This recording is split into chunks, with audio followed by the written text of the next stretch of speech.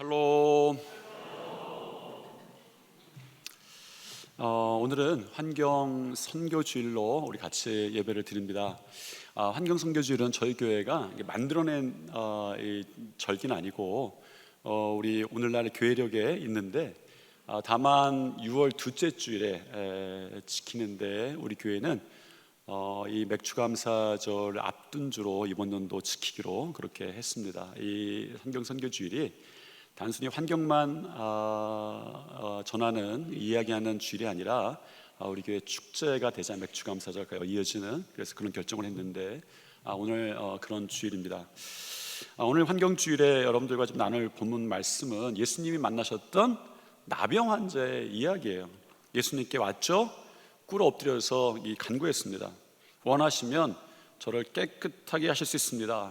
놀라운 고백이죠. 원하시면 깨끗하게 하실 수 있습니다. 저는 여러분이 원하는 거 다 못 해줍니다. 왜 아멘 안 왔어요? 그런데 주님은 어떻게 노력해 주시면, 어떻게 힘써 주시면 깨끗하게 해줄 수 있습니다라는 것이 아니라 주님께서 원하시면 내가 깨끗하여지겠습니다 라고 그렇게 이제 이 나병 환자가 예수님께 왔어요. 예수님은 그 이야기에 놀라지는 않으셨습니다. 불쌍히 여기셨고 손을 내밀어 그에게 대셨습니다. 내가 원하노니 깨끗하게 되어라 말씀하셨죠. 깨끗해졌습니다. 그리고 한 가지, 아무에게도 말하지 말고 말하라 라고 엄하게 그렇게 명령을 하셨어요. 그런데 이 사람이 나가서 이를 많이 전파를 했습니다. 그랬더니 예수님께서 이 동네에는 다시 들어오지 못하시고 한적한 곳에 계셨는데 사람들이 몰려왔다. 이야기가 그렇게 끝납니다. 아주 끝내주는 일이 벌어진 거예요. 주님이 원하시기만 하면 일이 벌어지는 거예요. 기적이 일어나고 병자가 낫고, 오늘 이 주님이 원하시는 일이 우리 교회 가운데도 풍성하게 일어날 줄 믿습니다. 왜 하필 오늘 이 본문일까요? 환경주일에 본문에는 쓰레기 이야기도 없습니다. 재활용 이야기도 없어요. 기후위기에 대한 이야기도 없습니다. 오늘 말씀 준비하면서 사실은 가장 저에게도 많이 했던 질문이 환경주일인데 왜 이 말씀을 읽어야 하지? 라는 것이었어요. 그러니까 사실 환경이란 말을 생각하면 가장 먼저 떠오르는 것이 있습니다. 바로 집에서 나오는 쓰레기입니다. 쓰레기 봉투를 보면 가족들의 모두 흔적이 다 들어있어요. 먹은 것들, 사용한 것들, 오늘 했던 일들. 그래서 쓰레기는 참 정직합니다. 우리가 어떻게 살았는지, 살고 있는지 보여주고 있어요. 오늘날 우리가 만들어내는 쓰레기의 양이 엄청납니다. 전 세계 도시생활 쓰레기의 양이 1년에 약 21억 톤 정도 된다고 그래요. 2023년 기준입니다. 숫자만 있는 것은 우리가 상상이 잘 안 가요. 이 양은 트럭, 10톤 트럭을 일렬로 세울 때에 1년에 지구를 한 50바퀴 정도 도는 양이라고 합니다. 이제 입 벌어지는 분이 한둘 생기기 시작했어요. 어마어마한 양이죠. 그러니 여러분, 일주일에 이 10톤 트럭이 쓰레기가 일주일에 지구를 한 바퀴씩 다 일렬로 선 거예요. 문제죠. 단순히 쓰레기가 많기 때문이 아닙니다. 그 쓰레기를 담을 땅, 오염을 흡수할 자연의 능력이 한계에 가까워지고 있다라는 것이죠. 기후위기 역시 점점 심각해지고 있습니다. 그러면 우리가 묻게 되죠. 그리스도인들 물어야 합니다. 환경 문제를 하려면 무엇을 해야 할까? 이걸 세상이 묻는 게 아니에요. 그리스도인들도 물어야 합니다. 환경에 대한 말씀을 전하고자 할 때 주로 이런 본문들을 사용해요. 창세기 2장, 레위기 25장, 시편 65편. 돌보고 경작해라, 땅을 안식하게 해라, 하나님의 세상을 어떻게 움직이셨는지 피조물들이 찬양하는 이야기들입니다. 그런데 여러분 기억하시죠? 지금 우리가 말씀을 전하는 주의 산소망, 이거는요, 이 설교는 복음서를 전하는 설교예요. 복음서를 본문으로 해서 말씀을 전하는 설교입니다. 그런데 문제는 이 복음서에는 환경주일에 나눌 만한 적합한 본문이 없을까요? 정말 없을까요? 그래도 보니까 제가 말씀을 좀 이 11편의 말씀을 이제 준비를 이제 해야 되는데 이제 미리 이제 하면서 보면서 보다 보니까 하나가 생각이 났어요. 제가 어떤 본문이 떠올랐을까요? 환경 선교주일에 드리는 퀴즈예요. 제가 어떤 본문이 이 환경 선교주일에 전해야겠다 떠올랐을까요? 오병이어 이야기. 5천 명을 먹이셨어요. 중요한 건 그 다음입니다. 음식이 남았어요. 얼마나 남았습니까? 12광주리가 남았어요. 남은 음식을 함부로 하지 않고 버리지 않고 바구니에 담았다.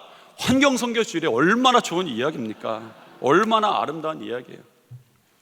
아우 좋다라고 그러다가 이런 생각이 드는 거예요. 예수님이 손이 너무 큰 거예요. 남아요. 그것도 많이. 여러분, 사실 예수님은 전지전능하시는데 음식 직수 계산을 초보자처럼 잘못하셨어요. 알뜰하지가 않은 거예요. 환경 이 보호는 선교는 알뜰한 데부터 시작하잖아요. 소비가 넘치면 환경 선교를 할 수가 없습니다. 예수님 양 좀 잘 맞추시지, 이런 생각을 제가 잠깐 했어요. 이거 뭐 어렵나? 여러분, 뭐 어렵습니까? 물고기 2마리, 떡 5덩이, 누구 도시락입니까? 어린 아이 도시락이에요. 그럼 어른들로 계산하면, 자, 너무 많이 계산하지 말고요, 물고기 3마리, 떡 7덩이. 왜냐하면 거기에 남자들만 있는 게 아니라 여자들도 뭐 나중에 따져갖고 다 계산해서 또이또이 시켜갖고, 여러분 물고기 3마리, 떡 7덩이 정도를 계산하면 얼마예요? 어른 5,000명은 물고기를 몇 마리예요? 3마리씩 5,000명 곱하면 15,000마리. 떡 7덩이 곱하기 5,000 하면 떡은 몇 떡이에요? 45,000. 35,000? 45,000. 제가 7호 35. 35인데 45,000명이라고 제가 썼어요. 35,000덩이라는 거예요. 여러분, 이거는요, 우리 종교교회 여성교회 회원들이면 다 계산하는 내용이에요. 그런데 예수님이 12광주리를 남기셨어요. 환경 이 선교주일의 본문으로 적합할까?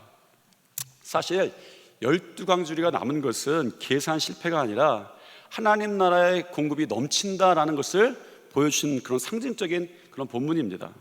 그래도 이 본문이 환경 선교 주일의 은혜 받을 본문이 아니라 은혜 받을 다른 것이 있는 본문입니다. 11편의 그 설교를 좀 위해서 복음서를 좀 읽어보다가 오늘 본문을 보게 되었어요. 사실 본문도 환경을 생각하면서 읽었던 본문은 아닙니다. 환경에 대한 이야기는 없습니다. 예수님과 나병 환자의 이야기밖에 없어요. 그런데 본문을 읽어 내려가면서 이 말씀을 전해야겠다라는 마음을 주셨어요. 어쩌면 복음서라는 제약이 없었으면 환경에 대한 제 생각을 전하는 본문을 사용했을 것 같아요, 설교에. 그런데 이 제약이 있으니까 오히려 제 생각 너머에 있는 복음서의 복음이 무엇인가라는 것이 묵상하게 되었습니다. 우리는 환경 문제를 이야기할 때 보통 사람과 자연과의 관계에 대해서부터 생각하기 시작하고 이야기를 합니다. 하지만 오늘 본문은 먼저 예수님과 문둥병자, 하나님과 인간과의 관계를 먼저 보게 하는 것이죠. 그것이 맞아라고 말씀하시는 것이 이 본문입니다. 환경 문제는 인간과 자연 사이에 인간이 자연을 치유하는 일이 먼저인 게 아닌 거예요. 이 땅에서 먼저 회복되어야 할 것은 자연이 아니라 우리입니다. 우리가 치유하는 일이 아니라 우리가 치유받아야 될 일인 거예요. 왜? 이 땅의 세상의 피조물들의 고통이 우리가 자연을 깨뜨렸기 때문이 아닙니다. 우리가 먼저 깨졌기 때문이다 라고 성경은 말하는 거예요. 정확히는 오늘 본문을 통해서 우리에게 도전하고 있는 것은 우리 안에 이미 깨진 하나님의 사랑을 보여주는 것이죠. 사도 바울이 이렇게 이야기합니다. 로마서 8장의 이야기인데 제가 서번역 성경으로 준비했어요. 같이 한번 읽겠습니다. 모든 피조물이 이제까지 함께 신음하며 함께 해산의 고통을 겪고 있다는 것을 우리가 압니다. 그뿐만 아니라 첫 열매로서 성령을 받은 우리도 자녀 삼아 주실 것을, 곧 우리 몸을 속량하여 주실 것을 고대하면서 속으로 신음하고 있습니다. 이 로마서의 이야기, 또 이 8장의 이야기 전체적으로는 이런 이야기입니다. 성경은 인간의 죄로 인해서 하나님과 멀어졌을 때에 온 피조세계가 함께 신음하게 되었다라고 말하는 거예요. 여러분, 그렇다고 본다면 환경 위기의 원인이 무엇입니까? 인간이 자연의 죄를 짓는다라는 것이 아닙니다. 쓰레기 관리를 못해서가 아닙니다. 쓰레기를 많이 버려서가 아닙니다. 성경은 그 뿌리에 하나님에 대한 인간의 죄가 있다라고 말하는 거예요. 먼저 오늘 우리가 들어야 할 말씀은 이것입니다. 그럼 우리에게 지적하는 죄의 본질이 무엇입니까? 에덴 동산에서 인간의 비틀린 관계, 인간의 타락은 이런 생각에서부터 시작됐다고 말합니다. 하나님처럼 되고 싶다. 하나님 자리에 내가 앉으려고 했던 것이죠. 그 마음이 우리 가운데 들어왔던 거예요. 이것이 죄의 시작이었습니다. 죄는 항상 우리에게 속삭입니다. 내가 중심이다. 하지만 복음은 이렇게 말하는 거예요. 이 땅을 창조하신 하나님이 중심이다 라고 말하는 거예요. 예수 그리스도가 우리의 삶의 중심이다 라고 말하는 것이죠. 오늘날 환경 오염의 뿌리도 결국 같은 뿌리를 가지고 있습니다. 환경 문제의 원인은 플라스틱 쓰레기가 아니라 주인의 자리에 앉아있는 내가 원인인 거예요. 그래서 환경 문제는 단순히 쓰레기 관리의 문제가 아니라 하나님과의 우리와의 관계의 문제인 것이죠. 그래서 우리는 환경선교 주일에 이 질문에서부터 대답을 해야 합니다. 세상이 누구의 것인가라는 거예요. 세상의 창조를 생각하면서 이 세상이 누구의 것인가라는 것이죠. 성경은 처음부터 우리에게 분명하게 말씀해 주고 계시죠. 태초에 하나님께서 천지를 창조하셨다라는 것입니다. 우리 같이 다시 한번 읽겠습니다. 태초에 하나님이 천지를 창조하시니라. 하나님께서 하늘을 만드셨어요. 땅을 만드셨습니다. 바다를 만드셨어요. 나무와 꽃들을 만드셨어요. 새와 물고기와 동물을 만드셨습니다. 분명한 것은 하나님께서는 이 세상을 대충 만들어 놓으시지는 않으셨다는 거예요. 하나님이 하신 말씀은 한결같이 하나였어요. 보시기에 좋았더라. 보시기에 좋았다. 보시기 좋게 아주 세밀하게 만들어 놓으셨습니다. 그래서 환경 문제를 조금 더 깊이 바라보면 그 중심에는 하나의 질문이 있습니다. 하나님께서 사랑하시는 것을 우리가 어떻게 대하고 있는가라는 것이죠. 그리고 근본적으로 환경 선교의 가장 깊은 출발점은 하나님께서 만드신 것을 하나님께서 사랑하신다라는 믿음이에요. 이게 우리의 믿음의 고백이 돼야 되는 거예요. 하나님께서 만드신 것을 하나님께서 사랑하신다라는 것이 오늘 우리 예배 가운데 해야 될 고백입니다. 그래서 환경 문제는 인간의 단순한 생활 습관의 문제가 아닙니다. 신앙의 문제입니다. 믿음의 문제이죠. 왜냐하면 하나님께서 사랑하시는 것을 우리가 어떻게 대하고 있는가, 우리의 믿음도 보여주기 때문입니다. 오늘 본문에서는 세상으로부터 밀려났던, 그 스스로도 밀려났던 나병 환자에 대한 이야기가 나와요. 오늘 환경 선교 주일에 이 본문에 이 고통당하는 나병 환자가 누구일까요? 무엇이어야 할까요? 어쩌면 환경의 진짜 문제는 우리가 착각하는 데서부터 있는 것 같다, 이런 생각이 들었어요. 우리가 먼저 고백할 것이 있습니다. 사실은 우리가 나병 환자였다라는 것입니다.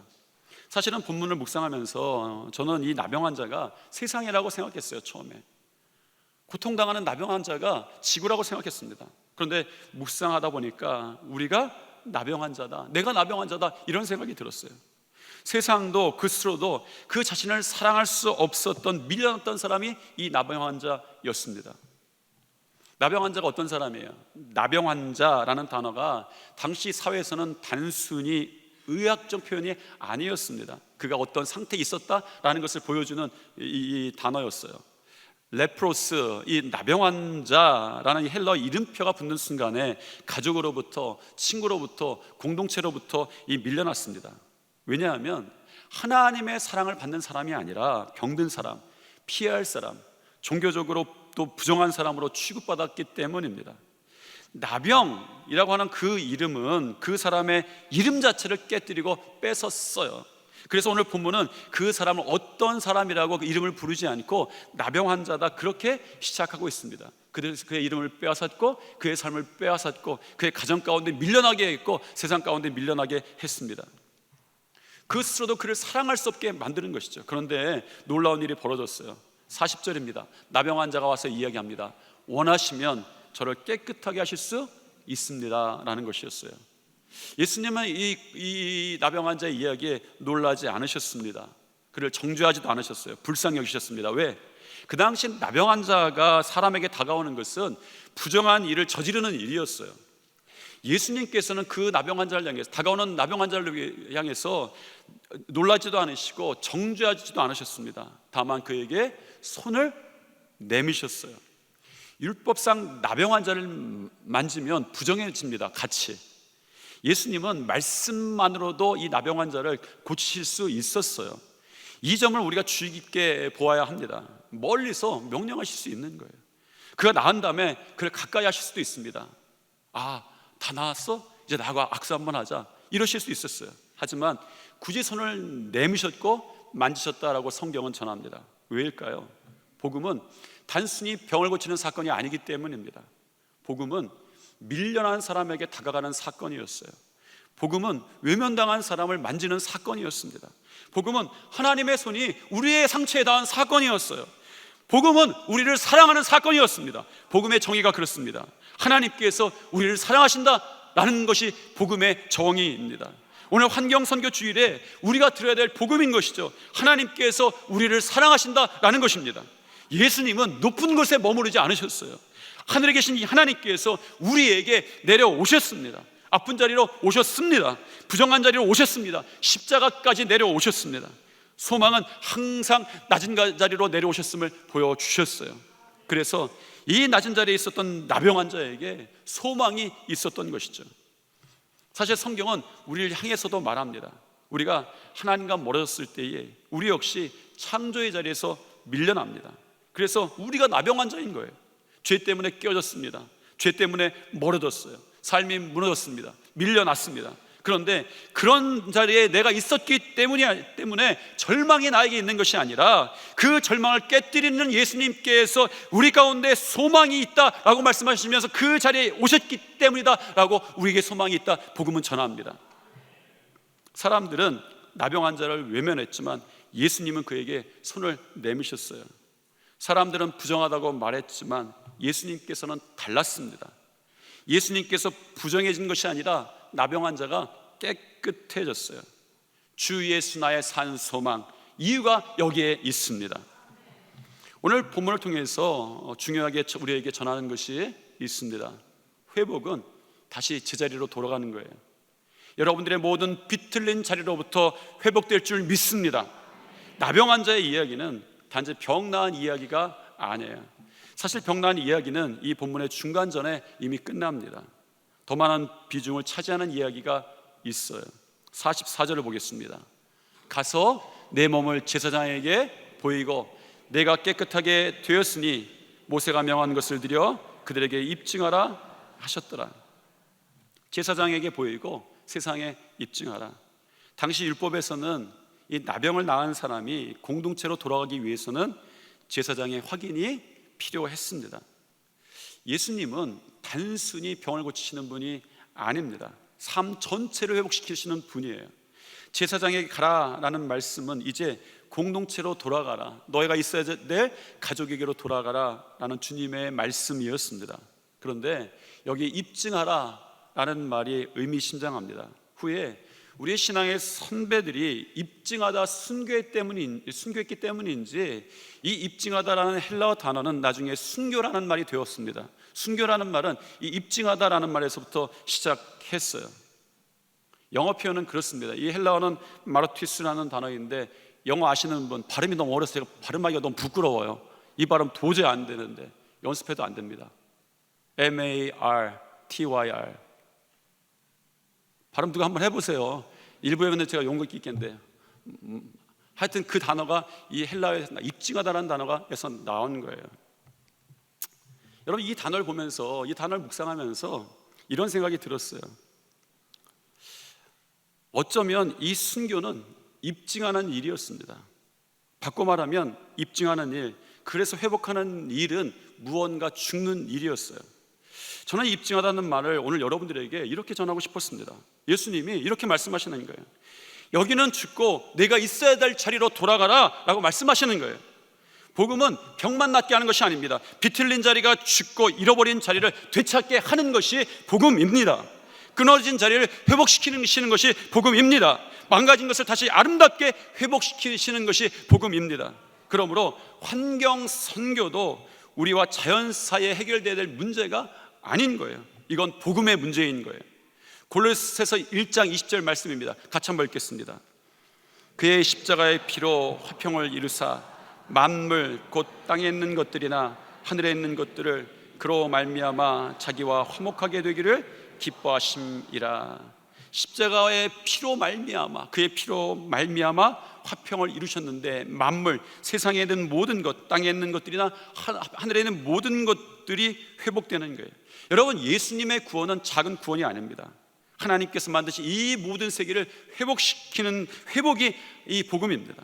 다만 그 회복은 언제나 나로부터 시작됩니다. 왜? 하나님이 나를 사랑하신다, 이것이 복음이기 때문입니다. 환경선교주일에 우리가 가장 먼저 해야 되는 것은 세상을 구하겠다고 나서는 것이 아닙니다. 먼저 예수님의 손길을 경험하는 거예요.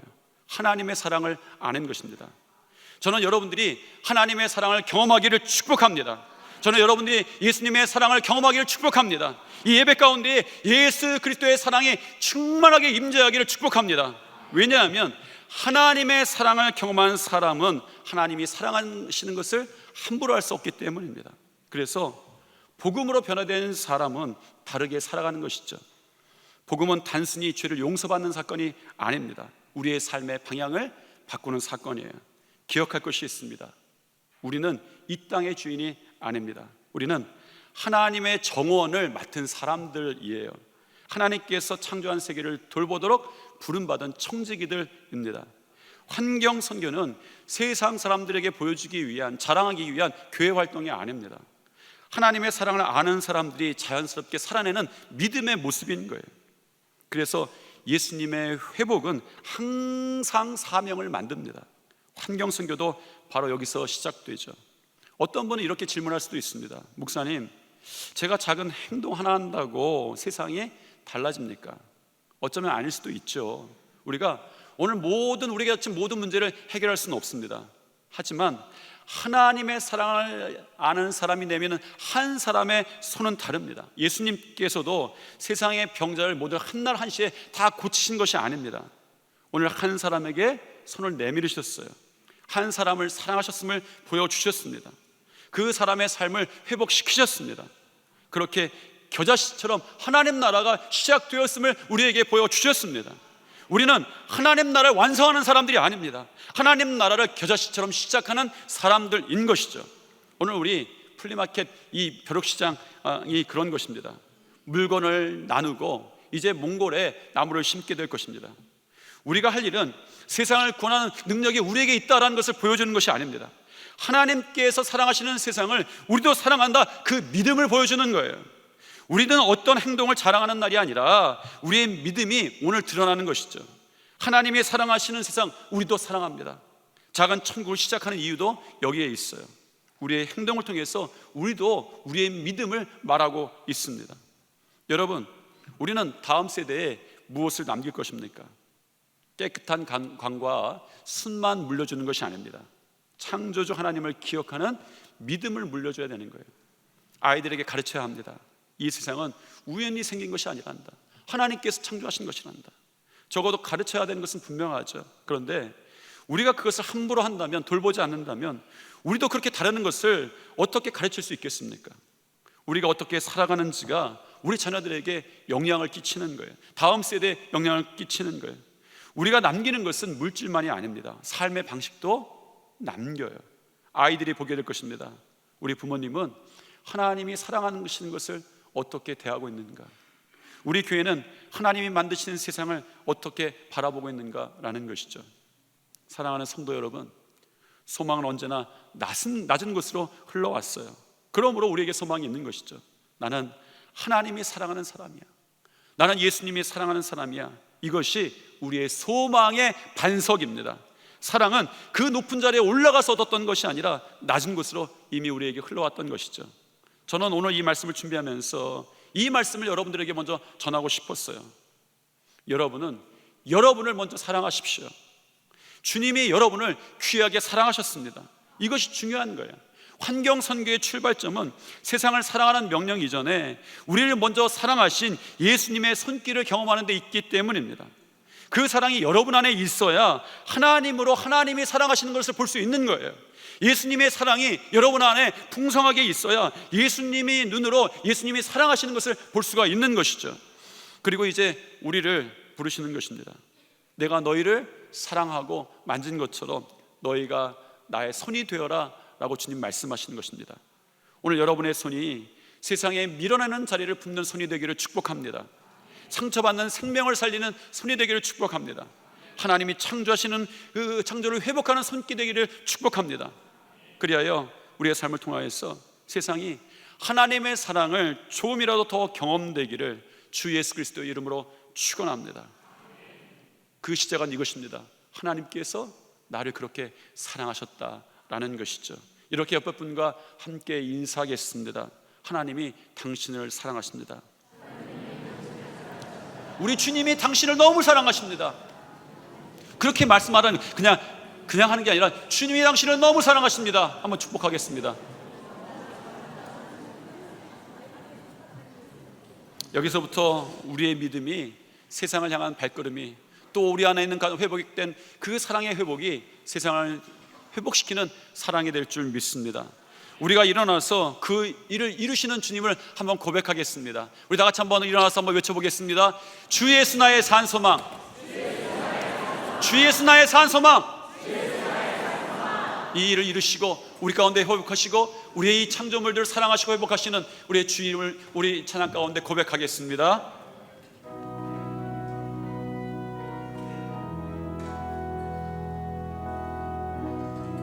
우리 함께 고백합니다. 깊은 절망에 스런 가운데 주님께 닿을 수 없던 우리 어두운 밤 중에 하늘을 향해 주의 이름 나 부를 때 어둠을 뚫고 오신 주 사랑 나의 절망 거두셨네. 주님의 공로 다 이루셨네. 주 예수 나의 산 소망.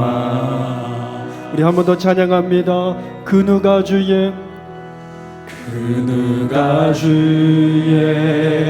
잠이다. 한없는 은혜 측량할까. 영광을 떠나 이 땅에 오신 죄가 되신 구주 예수. 주의 십자가 내게 말하네. 영원히 난 용납됐네. 아름다우시와 나는 주의 것 그리스도 나의 산 소망. 아멘. 할렐루야 할렐루야. 주를 찬양하여라. 할렐루야. 자유케 하셨도다. 죄의 저주 끊으신 주께 구원이 있도다. 주 예수 나의 산 소망. 우리 함께 고백합시다. 언약된 아침 장사된 몸에 부활의 호흡 시작됐네. 유다의 사자 위엄찬 사망이 무너졌도다. 사망이 무너졌도다. 이제 사망이 무더기 떠는 우리를 주장할 수 없네. 유다의 사자 위엄찬 보여. 사망이 무너졌도다. 주 예수 승리, 주 예수 승리하셨네. 우리 선포합니다. 할렐루야, 할렐루야. 주를 찬양하여라. 할렐루야. 자유케 하셨도다. 죄의 저주 끊으신 주께 구원이 있도다. 주 예수 나의 산소망. 할렐루야, 할렐루야. 주를 찬양하여라. 할렐루야. 자유케 하셨도다. 죄의 저주 끊으시 주께 구원이 있도다. 주 예수 나의 산소망. 그리스도 나의 그리스도 나의 산소망. 당신은